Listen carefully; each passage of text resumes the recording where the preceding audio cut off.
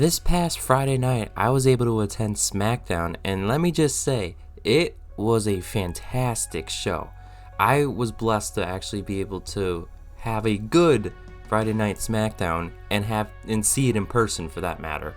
I have been preaching about how SmackDown has not been very good the past few weeks, months, and this episode actually ended up being pretty damn good.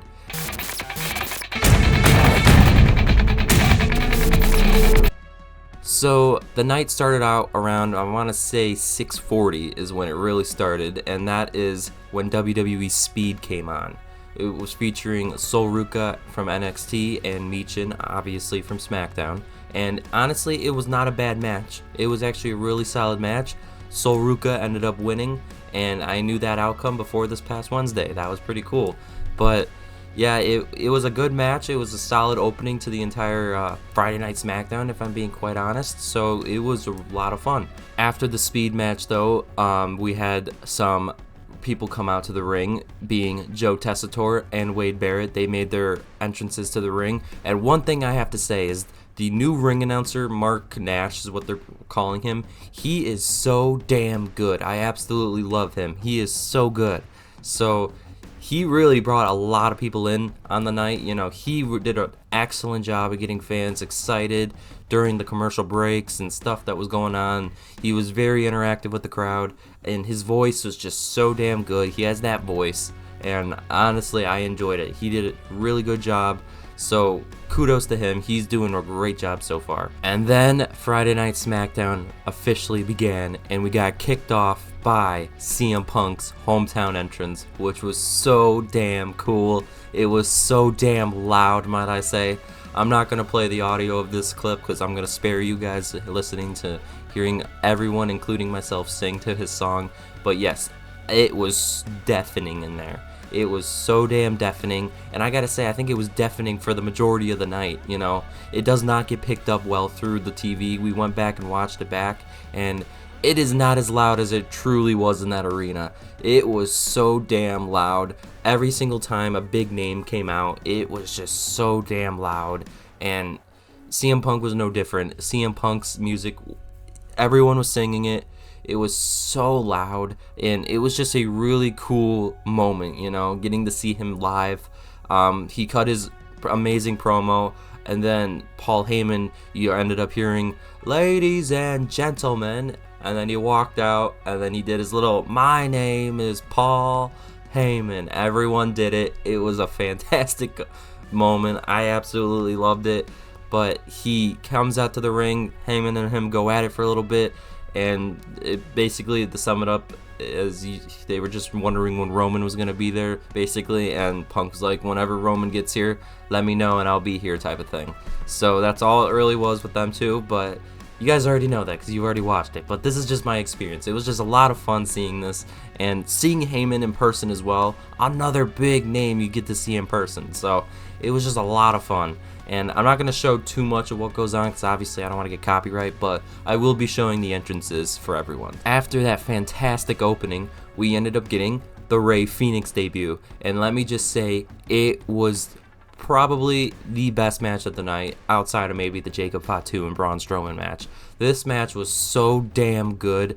Excellent debut for him. An excellent person to put him over right away in Nathan Frazier. Unfortunately, Frazier got his entrance during the commercial break, so we got to see him come out. But either way, he basically showed why he should have an entrance. You know, he was so damn good. Honestly, there's some argument that could be put out there that Nathan Frazier put over Rey Fenix very hard, very hardcore.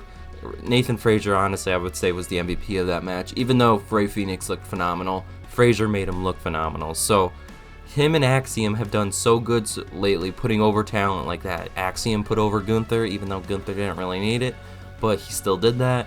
And Frazier put over Rey Fenix. You know, they're both doing excellent work, and I have no complaints from this match. You know, when I heard Nathan Frazier was the person that Rey Fenix was debuting against, I honestly knew Nathan Frazier from NXT, so I was like, ooh, Some people I was with did not know who Nathan Frazier was, and I had to explain to them that he's actually pretty damn good, and that's what we got. We got a really damn good match and a great debut for Rey Fenix. So yeah, Rey Fenix, right away I could already tell.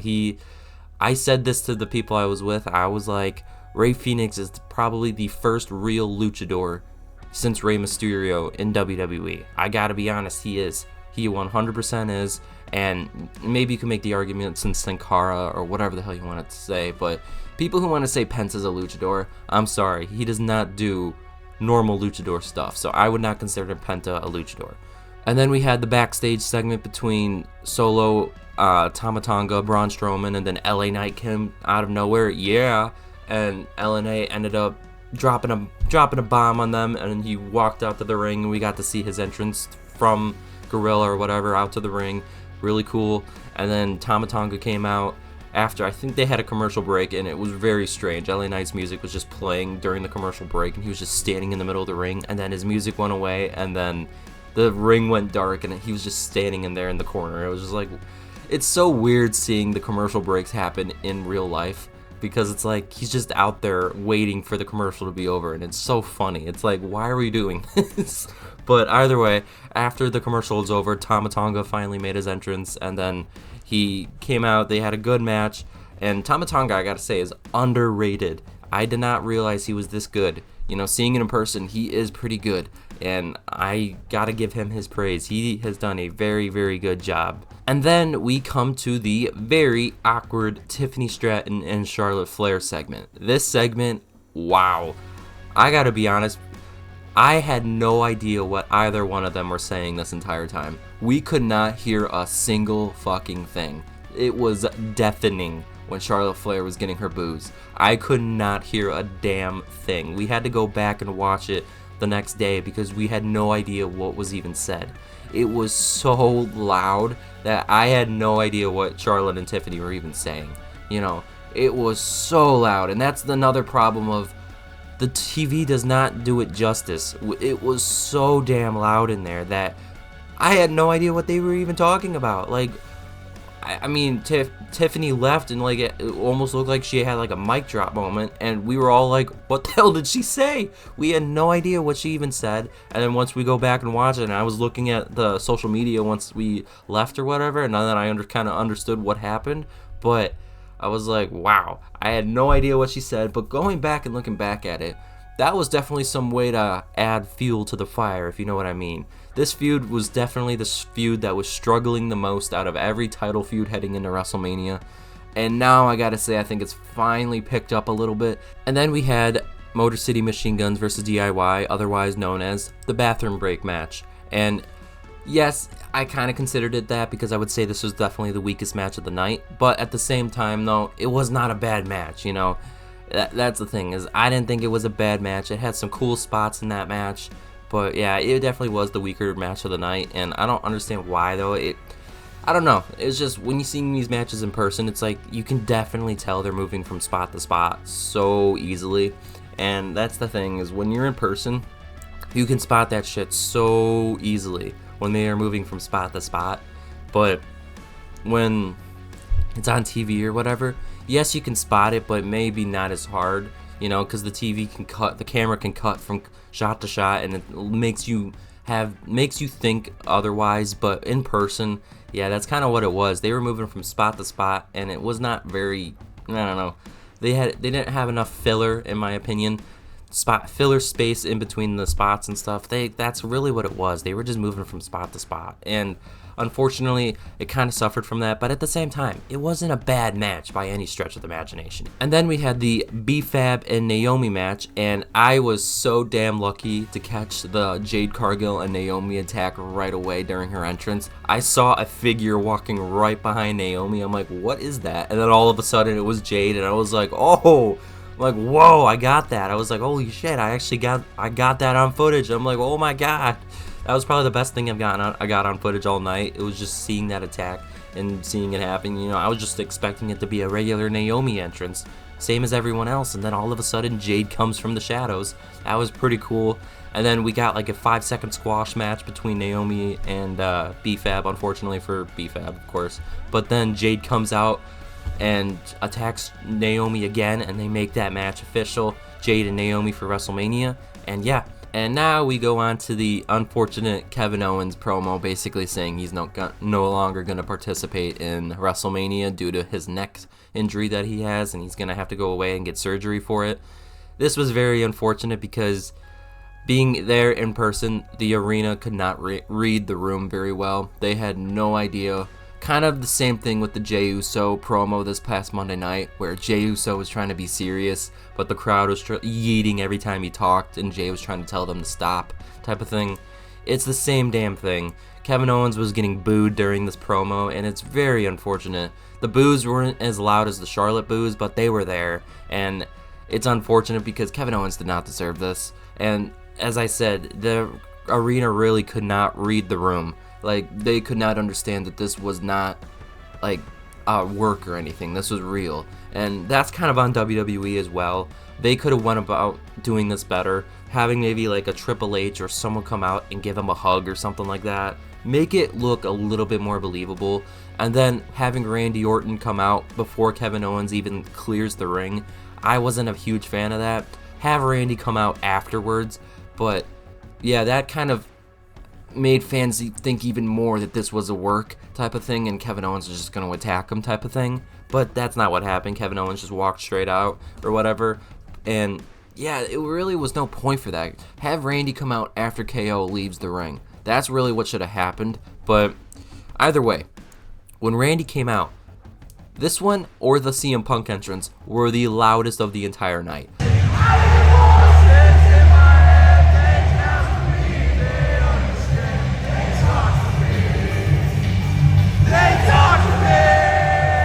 RKOing Nick Aldis out of nowhere, that was so damn cool seeing that in person because everyone was just watching Randy and all of a sudden it just happened and it was so cool. I am really looking forward to see what they do with Randy because obviously Randy deserves a WrestleMania match. I mean, it's WrestleMania, it's Randy Orton. You know, the two go hand in hand, and I gotta be honest, I was really looking forward to this match between Kevin Owens and him, but yeah, they got to change direction. I don't know which direction they go in. I've seen the idea of Nick Aldis being tossed out there, and maybe they do that, maybe they don't. But if they don't do that, what else would you do with him? Because it's like, anything else, I gotta say, is below Randy. And then we had the fantastic last man standing match between Jacob Fatu and Braun Strowman. This was so damn cool. Seeing Jacob Fatu in person was just unbelievable. Such a cool experience. And even Braun Strowman, I did not realize how fucking big he is in person, dude. He is huge. I was not expecting that. Braun Strowman is a monster, as he said. And Pat McAfee says it best. That is one big son of a bitch. Like, seriously, he is a big SOB. And, oh my god, I was not expecting that. He is huge in person. And, wow, that was just a great fucking match, guys. I can't say it enough. Hands down the best match of the night. I mean, I said maybe the Rey Fenix and Nathan Frazier one. No, this one clears 100%. And going back and thinking about it, it 100% clears. This one was so damn good. And it was right to be the last match of the night. And it was so good. I just can't say that enough. Unfortunately for you TV viewers, they ended up going into the crowd or whatever around the time that they went to a commercial break, which was unfortunate for you guys, but that was so damn cool to see in person, seeing them head into the crowd and stuff. And then unfortunately my view was a little bit obstructed when they did the choke slam into the table, not the choke slam, the whatchamacallit, the, I don't even know what you would call that, but he flipped him onto his back or whatever, and they fell into a table together. That move or whatever, I obviously had to watch the TV screen for that one because I could not see them or whatever. They were so below us, but it didn't matter. You could hear it, and it was such a loud pop. It was cool to see in person, dude. It really, really was. This is like an experience you cannot replicate. It's such a really, really cool experience.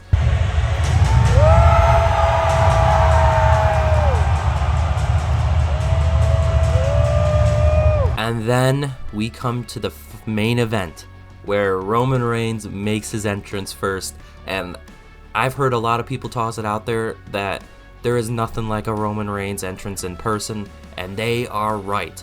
And unfortunately for me, Roman Reigns made the quickest entrance of his entire Tribal Chief era, and that was very sad. But doesn't matter. Hearing that music in person and seeing him walk out, nothing like it. Absolute chills when he walked out. It's nothing like it, you know. Everyone else, there were chills, but it's not like Roman. You know Roman is the face of WWE, and it's just, there's nothing like seeing that. There really is nothing like seeing that, and I enjoyed it. It was so damn cool seeing him walk out and seeing Heyman do all these little gestures behind him, thinking that Roman's gonna stop and do his signature entrance, and he didn't. Roman just beelined right to the ring, and seeing Heyman do all the things that he thinks he's normally gonna do, and he doesn't do them. That was a really cool touch. I don't know if you guys saw that on TV or not, but that was a really cool touch that I saw in person, and it doesn't get talked about enough. Heyman was stopping this because he thought Roman was actually going to do some certain things during his entrance, and he didn't do them. Roman wasn't acting like himself, and Heyman was surprised by that. So it was just a really cool moment. And then Seth Rollins came out when Roman was asking for Punk.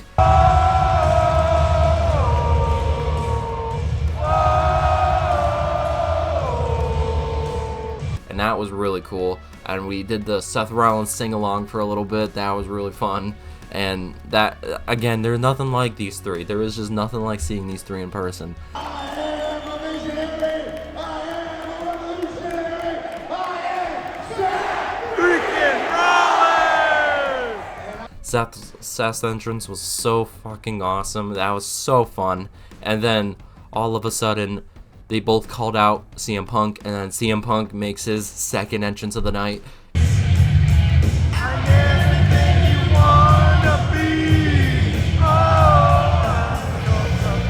And it could have easily have been louder than the first one. It was so damn loud.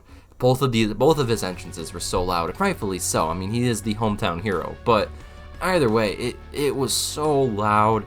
And another fantastic segment. Unfortunately, like the other ones, you could barely hear anything, but not because, I don't know, it was just a lot of cheering, it's hard to hear promos when you're in the arena, so it's like you really do have to go back and watch them or whatever when you want to know what was said, because again, the microphone does not project well in the actual arena, so it's like you really do need to go back and watch what was said. But either way, you could kind of hear what was going on, but again, go back and watch it because it's like, it is kind of weird. Either way though, it was a really great segment. You know, the favor was finally revealed, and it was that Punk wants Heyman in his corner at WrestleMania, and then Roman told Heyman to say no. Heyman didn't say no, he said he can't do that. It was drawn out so well, and then Punk attacked Roman from behind, set up the GTS, and Roman gave Punk the best sell of all time with that GTS. I gotta be honest, that was the best GTS sell I think I've ever seen. It was so damn good, and then Punk and Seth had a bit of a stare down, and then Seth left the ring, and Punk stood tall over Roman. It was so cool, and I think that's when it cut off the air. But then I want to say for like the next 5 minutes, Punk was just gallivanting throughout the audience. He got up, and he literally went through the crowd. I'm not even joking. He went through the crowd. He was just going places. I don't even know where the hell he was going. So we all thought the show was over. And then, silly old me, all of a sudden, we were walking to the gate, walking to the door or whatever, and then there goes Cody's music. Cody's coming out for a dark match, and we had no idea. Cody Rhodes just comes right out. Everyone goes rushing back, and it was just so funny. I go rushing back. I want to see Cody's entrance. We all whoaed. It was so cool. And then Cody got to the ring or whatever, and I was like, you know what? I just want to see who Cody's facing. And then Solo came out, and then I was like, you know what? Let's just leave, because if you guys don't know the Allstate Arena parking, holy shit, it is goddamn awful. The parking lot we were in the parking lot for an hour after the show ended. I did not get home for another hour and a half after the show. The show ended at 10, I got home around 11:30. That's how bad that parking lot is. We were in that parking lot for over an hour. That was terrible. And I can't, understated enough. I thought leaving early, leaving that dark match was going to help get us out of there. I don't know. Whatever the hell happened, it was just terrible. So when you're going to a show like that, please be aware that parking might not be the best, okay? Parking might be pretty damn bad, and you might be waiting for a while. But either way, though, I don't know if it's going to be that way for everybody.